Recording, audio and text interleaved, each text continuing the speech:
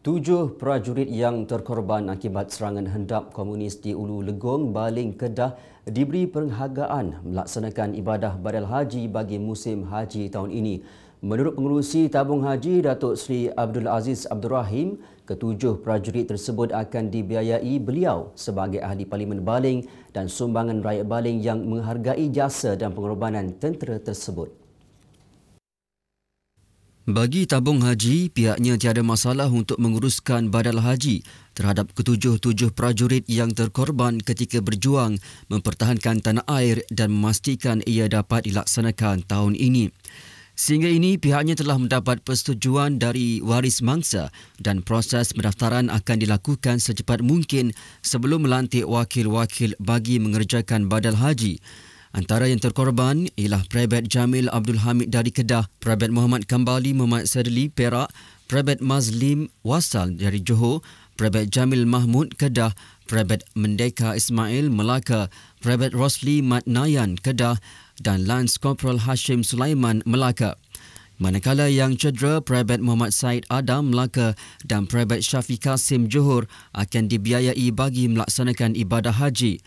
Abdul Aziz berkata pengorbanan prajurit ini harus dihargai dan diberi perhatian kerana jika tiada pasukan keselamatan Malaysia akan terus menjadi sarang komunis yang akan mengancam keselamatan negara. Atas inisiatif itulah kita telah buat kutipan derma kepada mereka-mereka yang telah terkorban, yang telah tercedera.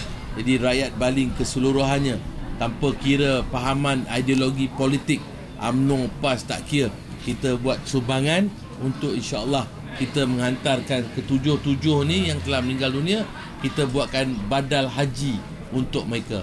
Yang telah tercedera 3 orang ni, kita akan insya-Allah hantarkan mereka buat haji pada tahun ini.